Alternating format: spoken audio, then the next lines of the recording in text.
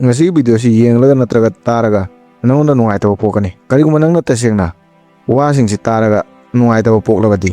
nangna ngasi video si mafung phana soidana yengfam thoi asengba hairabadi aikoi punsida awaba sing phangnariba laibakta awaba tamlambana nate kariguma ai isamaksu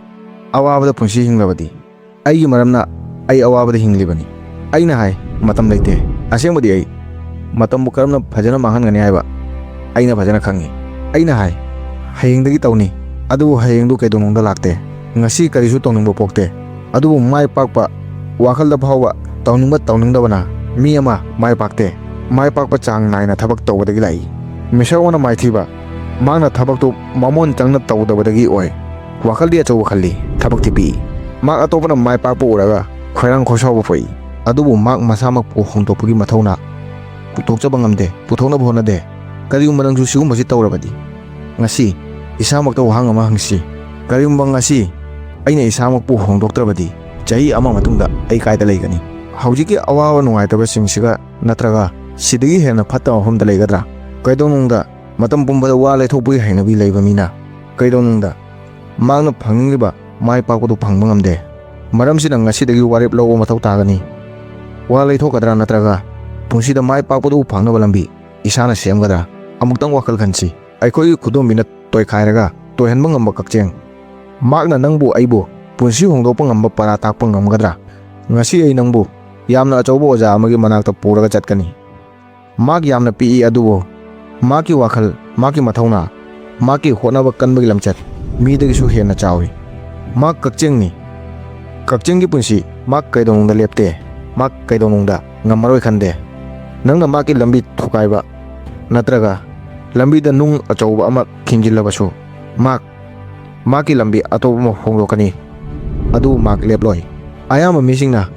kaidonungda khande kakchengi maramda pikhraba jibasina kaidawa ngamgani khalli kakchengna khande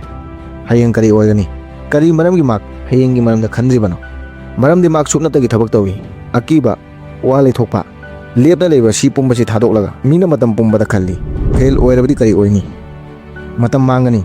mina nokna khini mangjarabadi kari oini wakhalsina maram oiraga karigumba ama tawdringaida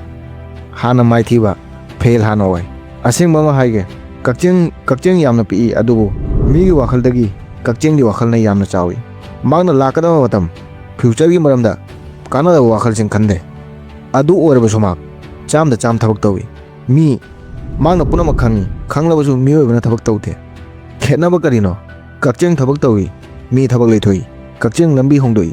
mi maki pandam hongdoi kakcheng kaidongda tokte mi haudingada hana toi kakchengi punsidagi kawba yaroidaba lessons manga khak powerful lesson 1 punsida lambi thingbe yai adubo honaba kaidongda lefam thokte never give up mentality kakchengi lambi hanjin na thinglabaso mak tongan lambi ama semlaga maki yofam soidana yawi maki lambi da nangna khudombi thamu nung thamu lambi tawthu ado mak kaidongda leploi kawroidaba wadi mai pakpa mi afaba lambi thide mak masana afaba lambi semjei kakchengdagi tampham thokpa discipline the greatest strength kakcheng matam pumbada maki panthung yawnaba chatli mak langde maki pandamgi lambida chamamnaba wakhal chende mak pandamgi lambida yamna chumna chatli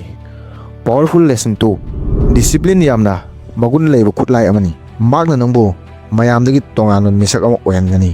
kakchengi punomaktagi ngakningai oiba wadi kakcheng kaidonongda maki machinjak puraktana yumda halakte mak lambi da kayara khana ayat apan thengnarabaso mak soidana maki machinjak puraga halli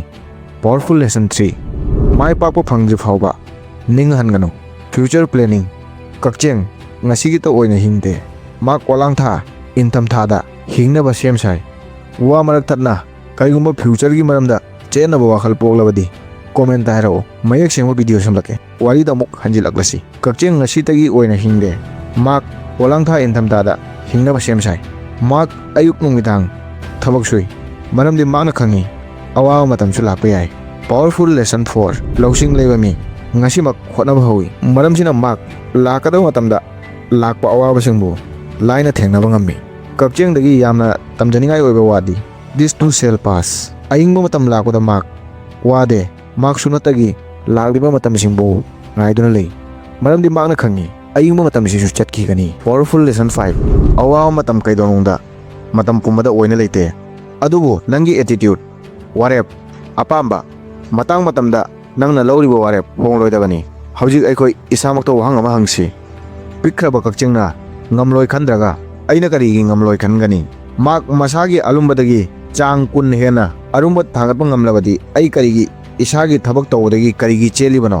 ꯀꯛꯆꯤꯡꯅ ꯀꯔꯤꯒꯨꯝꯕ ꯋꯥ ꯂꯩꯊꯣꯛꯄ ꯇꯧꯗꯅ ꯊꯕꯛ ꯇꯧꯔꯕꯗꯤ ꯑꯩ ꯀꯔꯤꯒꯤ ꯋꯥ ꯂꯩꯊꯣꯛꯂꯤꯕꯅꯣ ꯅꯤꯡꯁꯤꯡꯉꯨ ꯅꯪꯅ ꯀꯛꯆꯤꯡꯕꯨ ꯅꯦꯠꯈꯥꯏꯕ ꯉꯝꯃꯤ ꯑꯗꯨꯕꯨ ꯅꯪꯅ ꯀꯛꯆꯤꯡꯒꯤ ꯃꯊꯧꯅꯥ ꯍꯣꯠꯅꯕ ꯀꯟꯕꯒꯤ ꯂꯝꯆꯠꯄꯨ ꯀꯩꯗꯧꯅꯨꯡꯗ ꯅꯦꯠꯈꯥꯏꯕ ꯉꯝꯂꯣꯏ ꯑꯗꯨ ꯑꯣꯏꯔꯕꯗꯤ ꯉꯁꯤꯗꯒꯤ ꯋꯥ ꯂꯩꯊꯣꯛꯄ ꯇꯣꯛꯂꯁꯤ ꯑꯇꯣꯞꯄꯗ ꯃꯔꯥꯜ ꯁꯤꯖꯤꯟꯕ ꯇꯣꯛꯂꯁꯤ ꯍꯌꯦꯡ ꯇꯧꯅꯤ ꯍꯥꯏꯕ ꯊꯥꯗꯣꯛꯂꯁꯤ ꯊꯕꯛ ꯇꯧꯕ ꯍꯧꯔꯁꯤ ꯃꯔꯝꯗꯤ ꯃꯥꯏ ꯄꯥꯛꯄꯅ ꯑꯄꯤꯛꯄ ꯑꯆꯧꯕ ꯌꯦꯡꯗꯦ ꯃꯥꯏ ꯄꯥꯛꯄꯅ ꯅꯪ ꯀꯌꯥꯃꯨꯛ ꯍꯣꯠꯅꯩ ꯍꯥꯏꯕꯕꯨ ꯌꯦꯡꯉꯤ ꯀꯔꯤꯒꯨꯝꯕ ꯉꯁꯤꯒꯤ ꯚꯤꯗꯤꯑꯣꯁꯤꯅ ꯅꯪꯕꯨ ꯉꯁꯤꯗꯒꯤ ꯅꯪꯅ ꯇꯧꯅꯤ ꯈꯟꯕ ꯊꯕꯛ ꯑꯗꯨꯕꯨ ꯀꯔꯤꯒꯨꯝꯕ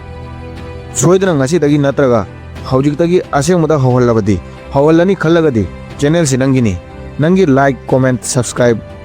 ꯁꯦꯌꯔ ꯑꯃꯅ ꯌꯦꯅꯤꯡ ꯃꯩꯔꯥꯅ ꯑꯅꯧꯕ ꯁꯤꯒꯨꯝꯕ ꯃꯔꯨꯑꯣꯏꯕ ꯚꯤꯗꯤꯑꯣ ꯑꯃꯒꯃꯨꯛ ꯁꯦꯝꯕꯗ ꯅꯪꯅ ꯁꯣꯏꯗꯅ ꯃꯇꯦꯡ ꯄꯥꯡꯂꯤ ꯋꯥꯈꯜ ꯊꯧꯒꯠꯂꯤ